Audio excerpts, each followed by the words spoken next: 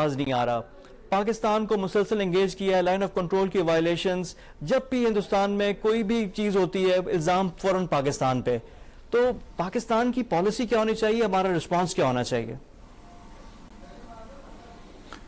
دیکھیں جی, یہ تو آپ نے بہت بڑا سوال کر دیا. دیکھنا یہ ہے, پہلے ہندوستان کے رویے کو اگر آپ دیکھیں تو ہندوستان صرف الزام لگانے کے لیے نہیں, وہ پنچنگ بیگ پاکستان کو بناتا ہے اب کے لیے, لیکن وہ اپنا ایک سٹریٹجی, ایک مقصد, ایک آبجیکٹو لے کر چلتے ہیں. ان کی تمام لیڈرشپ نے ہمیشہ ایسے ہی کیا ہے کہ وہ ایک آبجیکٹو لے کر چلتے ہیں اور اس کو وہ حتمی انجام تک لے کر جاتے ہیں. صرف دنیا کی پاکستان کو ڈٹر کرنے کے لیے وہ پاکستان پر الزام تراشی کرتے ہیں, کیونکہ اس ریجن میں دنیا میں بالعموم سیاسی طور پر ان کے مقاصد کو روکنے کے لیے دنیا میں کوئی طاقت ایسی نہیں ہے جو ان کے عزائم کو روکے, ان کو چیک کرے یا ان کی مخالفت کرے یا ان کے اوپر کسی قسم کا کوئی معاشی یا سیاسی دباؤ ڈالے.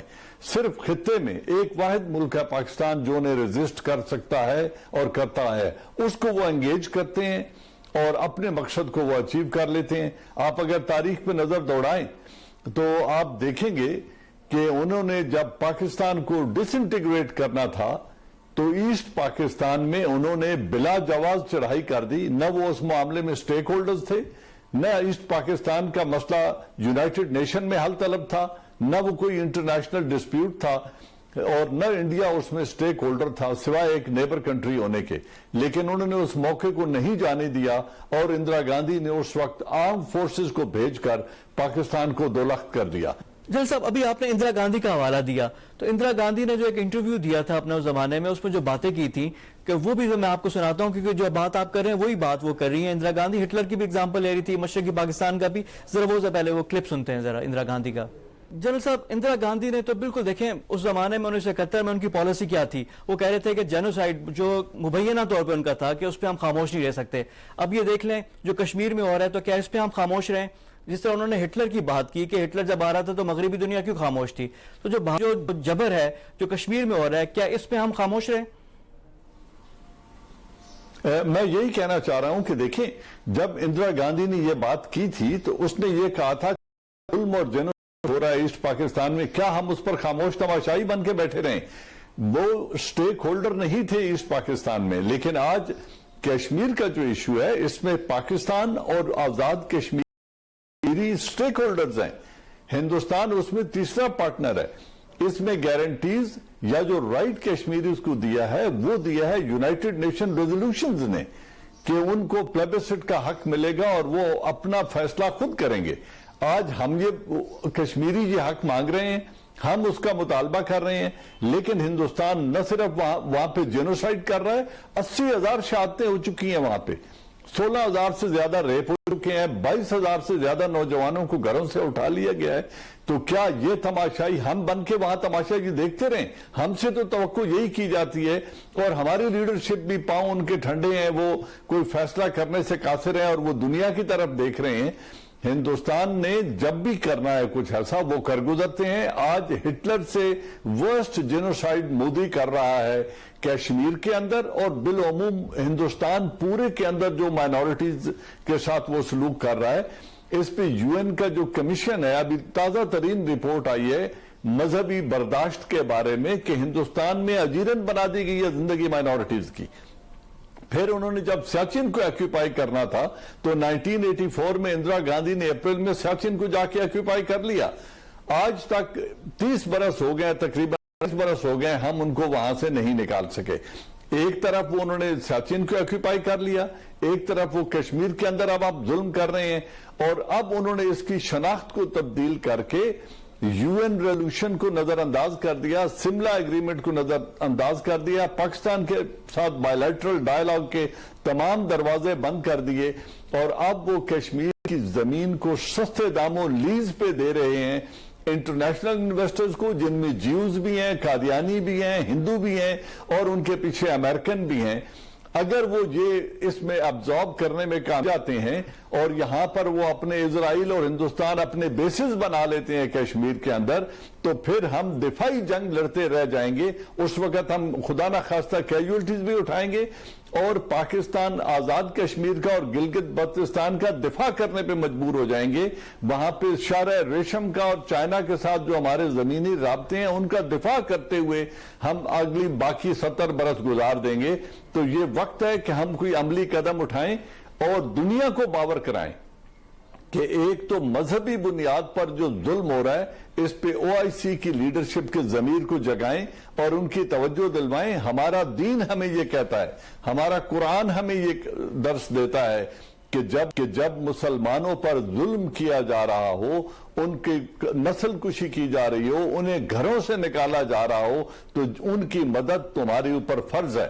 آج یہ سب کچھ ہم ہوتا دیکھ رہے ہیں اور ایک تماشائی بن کر بیٹھے ہوئے ہیں، ہمیں اپنی آواز اٹھانی ہوگی، اور اگر آواز سے کچھ نہیں ہوتا تو پھر عملی قدم اٹھانا ہوگا، ورنہ کل ہمیں دفاعی جنگ لڑنے پر مجبور کر دے گا ہندوستان۔ اس وقت ہم خدا نہ خواستہ جانی نقصان بھی اٹھائیں گے، جو ہم اوائڈ کر رہے ہیں یہ ہم پر تھوپ دی جائے گی، اور پھر ہم اس وقت آئندہ 70 برس شاہراہ ریشم کا اور گلگت بلتستان کا اور آزاد کشمیر کا دفاع کرتے رہیں گے، اور اس کشمیر کو ہم کھو چکے ہوں گے، کشمیریوں کی امیدیں خدا نہ خواستہ ٹوٹ چکی ہوں گی، جو کہ ایک بہت بھیانک سیناریو ہے۔ ہمیں اب وقت ہے کچھ کرنے کا، آواز اٹھانے کا، عملی اقدام کرنے کا۔ جنرل صاحب اس میں شرارتیں ختم نہیں ہو رہی، اب جو نئی شرارت انہوں نے کی ہے کہ جو موسم کی خبریں جو سناتے ہیں اس میں انہوں نے آزاد کشمیر اور گلگت بلتستان بھی شامل کر دیا ہے، جو مودی ہے، جو اجیت دوول ہے، جو امیت شاہ ہے، یہ تو اب سب چیزیں ازر من الشمس ہے، سب کے سامنے آ چکی ہیں، سب کا جو چہرہ ہے، جو اگلی جو فیس آف انڈیا ہے جو مسلمانوں کے ساتھ وہ کر رہے ہیں، اب تو ہو گئی ہے کہ مسلمانوں سے کہ جو مسلمان ہیں اس کو وہ کرنی، ہر جگہ سے کارڈ دیکھ رہے ہیں، کر رہے ہیں، کورونا کا الزام مسلمانوں پہ ڈال رہے ہیں، جینا دوبھر کر دیا مسلمانوں کے لیے۔ تو ہم کب تک یہ برداشت کرتے رہیں گے اور ہمارا رسپانس کیا ہو سکتا ہے، کیا ہم کر سکتے ہیں سوائے Crazy days like these are unforgettable. Is it just once in a while? Oh. مذمت کے؟ دیکھیں، اس کا فیصلہ ہماری پولیٹیکل لیڈرشپ نے کرنا ہے، ہماری لیڈرشپ نے یہ فیصلہ کرنا ہے کہ ہم نے ملک کے انٹرسٹ کا دفاع کس طریقے سے کرنا ہے، ہم نے اپنے جو کشمیری بھائی ہیں ان کے حقوق کے لیے کس حد تک جانا ہے، کیونکہ اس میں پاکستان کی سلامتی مضمر ہے کشمیر کی سلامتی کے ساتھ۔ کشمیریوں کو حق ملے گا تو پاکستان سلامت رہے گا، اور اگر خدا نہ خواستہ کشمیریوں کا حق ان سے چھین لیا گیا اور کشمیر کو بزور بازو ایبزارب کر لیا گیا تو جیسا پہلے میں نے کہا ہے، ہمارے پاس سوائے دفاعی جنگ لڑنے کے اور کوئی راستہ نہیں رہ جائے گا۔ آپ کہہ رہے ہیں انہوں نے اس کو شامل کر لیا ہے ویدر رپورٹ میں، ویدر رپورٹ نہیں، ان کی لوک سبھا میں انہوں نے 24 سیٹیں خالی رکھی ہوئی ہیں، اور ان کی RSS کی لیڈرشپ یہ کہتی ہے کہ ہماری لوک سبھا اس دن مکمل ہوگی جس دن متحدہ کشمیر اور گلگت بلتستان سے 24 نمائندے منتخب ہو کر آئیں گے اور اس اسمبلی میں آ کر بیٹھیں گے، تو اس دن ہم کہیں گے کہ آج ہماری لوک سبھا مکمل ہو گئی ہے۔ بابری مسجد کا کیس آپ کے سامنے ہے، یہ سبزی فروش جس کی آپ مثال کر رہے ہیں اس سے نام پوچھا گیا، اس کے اور اس کے بیٹے نے جان بوجھ کے ہندو نام بھی بتایا، اور جو انجام ہوا وہ آپ نے دیکھ لیا۔ اس وقت وہ جو کچھ کر رہے ہیں وہ وہاں پہ مسلمانوں کو نعوذ باللہ حضور اکرم صلی اللہ علیہ وسلم کی شان میں گستاخی کرنے کے لیے مجبور کرتے ہیں، شریف نام کا نعرہ لگواتے ہیں۔ تو یہ مذہب کی بنیاد پر ہونے والا ظلم یہ کب تک ہوتا رہے گا اور اس کو مسلم امہ کب تک برداشت کرتی رہے گی؟ اس فیصلے کا یہ فیصلہ ہے جو ہماری پولیٹیکل لیڈرشپ نے کرنا ہے، اور قوم کو ایک صحیح سمت میں لے کر جانا ہے، اور باقی تمام انسٹیٹیوشن نے حکومت کے ساتھ کھڑے ہونا ہے۔ دفاع سے لڑی ہوئی جنگیں جیتی نہیں جاتی، جنگ وہ جیتی جاتی ہے جس کو دشمن کے علاقے میں لے کر جایا جائے۔ ہم ابھی تک ڈیفنسو میں بیٹھے ہیں۔ ہندوستانی لیڈرشپ نے جب بھی کوئی فیصلہ کرنا ہوتا ہے وہ کر گزرتے ہیں۔ بابری مسجد انہوں نے گرا دی، انہوں نے پرواہ تک نہیں کی، عدالت نے فیصلہ لے لیا۔